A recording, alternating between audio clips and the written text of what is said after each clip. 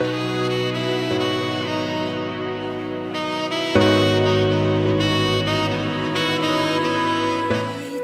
for you to arrive again.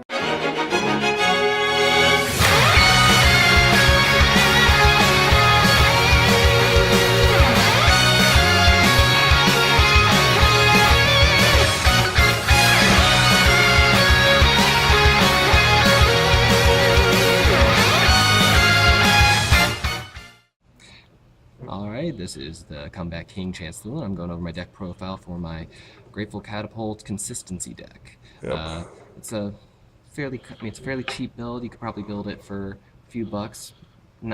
Gets consistent numbers, good strong strategy for Spike Brothers, and it plays a lot like Gold Paladins as opposed to Spike Brothers. That's the key. Now, standard starter, we're going with the Mecha Trainer. You got me. Everyone knows Mecha Trainer, basically Conroe. Retire, get him out. Best starter for the Spike Brothers by far. Dark Leader, not as good. He's okay, but he's not as good. We go into trigger lineup. We got 4 heals, standard. I like to run 8 crits, and then I like to go with 4 draws because I still like to generate numbers, generate hand. Standard fare there. Now, going into my grade 1s here. With me, I like to, we'll go with the, standard 4 perks, as usual. And, Why not the quintet walls? Why not the quintet walls? Quintet walls don't really necessarily work in Spike Brothers to me. Now, mind you, this Spike Brothers deck is, fairly counterblast heavy as well in some capacities. Because once you start utilizing the skills, you're going to be blowing through some of those counterblasts. You don't need the counterblast until later on, but they are, but you're going to be wanting it for those skills as opposed to quintet walls. Plus, I really don't quite like quintet walls unless you feel that they are going to be generating some kind of advantage for you in the game.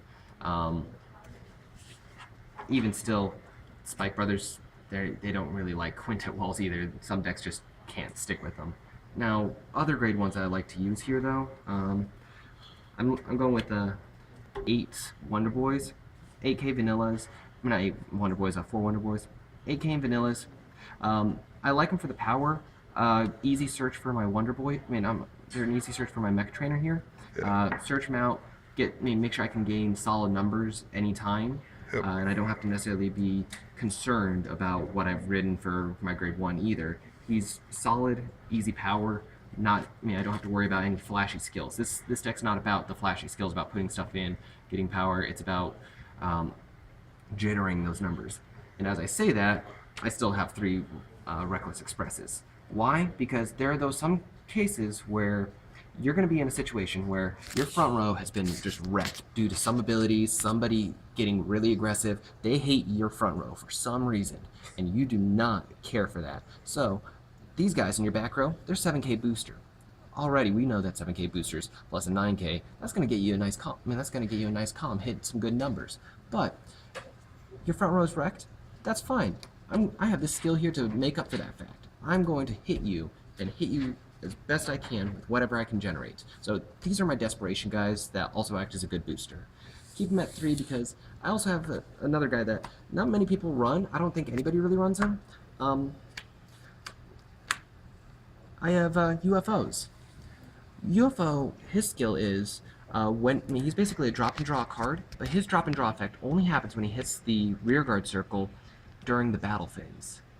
Now, this is beneficial because any of the Spike Brothers grade 3s that I run, Grateful Catapult, Deadly Emperor, they only generate their skills of calling during the battle phase. So, by using him, I can just, I have a crappy hand, that's fine.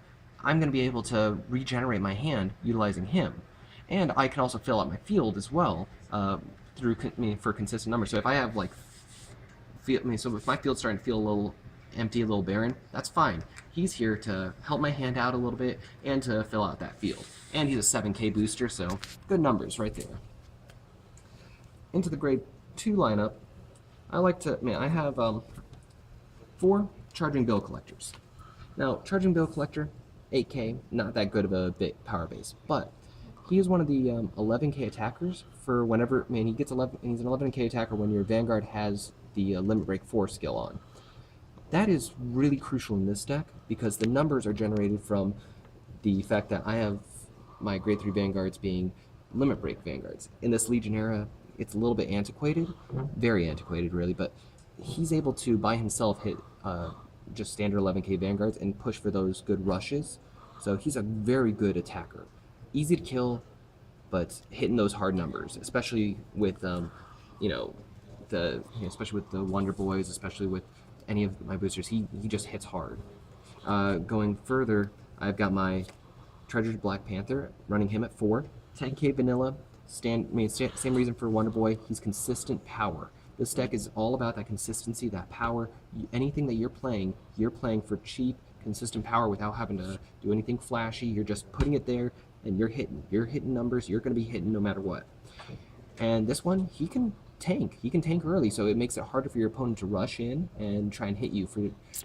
If they're boosting for 14, okay, that's fine. Drop a 5k, because when you're at the grade 2 level, your opponent's Vanguard is probably going to be just swinging for that 14, so you could just drop a 5k and you're going to be good. So, and then finally for grade 2s, I got 3 Fierce Leader Zachary's. Now, him I like better than some of the other choices for Spike Birds because his skill, so even though this deck is about the consistency, his skill being of whenever he hits the opponent's Vanguard, Soul Blast 1 and put him back into the deck, you draw a card.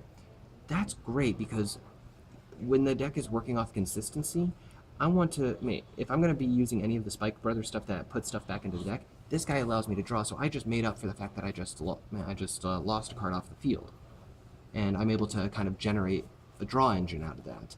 It's not much of a draw engine, but it's at least a solid number for his 9k attack. That's cool. And with any of the 7k boosters, that's still a solid number to hit for the 16k columns. And he's able to get those the drawing going for if I do decide to go for his effect and I'm having a crappy hand.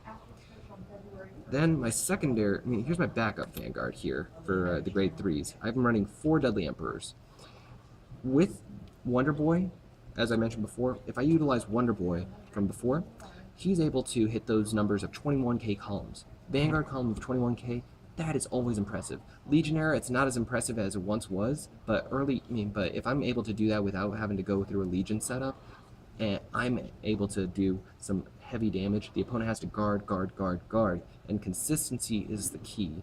And then if my opponent puts me into Limit Break and they've killed my front row, okay, groovy, that's fine. I'm just going to call out 2 more units. Because going on further, my key grade 3 is my Grateful Catapult. Either of these guys, great setup.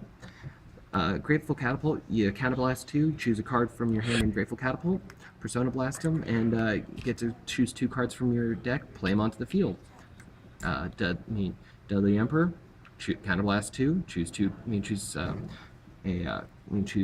cards from your hand, put them into the soul. There. So you either Persona Blast and Counterblast 2, or you Counterblast 2 and put 2 cards from your hand into the soul.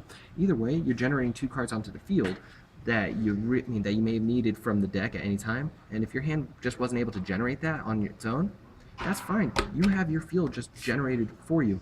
That makes it a lot more likely for you to be able to intercept, because I know a lot of people don't like to intercept unless they absolutely have to. It's a desperation move. This says, who cares? I can just replenish the field from the stuff that I have in the deck. That's cool, and you'll always be able to hit those numbers no matter what. So you're generating field all the time for consistency's sake, and it really works. I've tested this against many players. They have had a lot of issues with it, not because it's flashy, but because it's a workhorse. It's that creature that you can't help but admire, not because it's the fastest thing in the race, but because it's gonna do the job exactly as you need it to, and this does well. Cheap deck, very consistent, very fun. If you have been interested in spikes, this is a great way to get started. Because cheap, doesn't cost anything. This card cost me $1, and this is the card that I like to use the most in the deck. This card, it's dropped down in prices over time, especially with the Legion era, and I mean, especially, and I mean, it's no bloody ogre deck, but it does what it needs to do. Fantastic.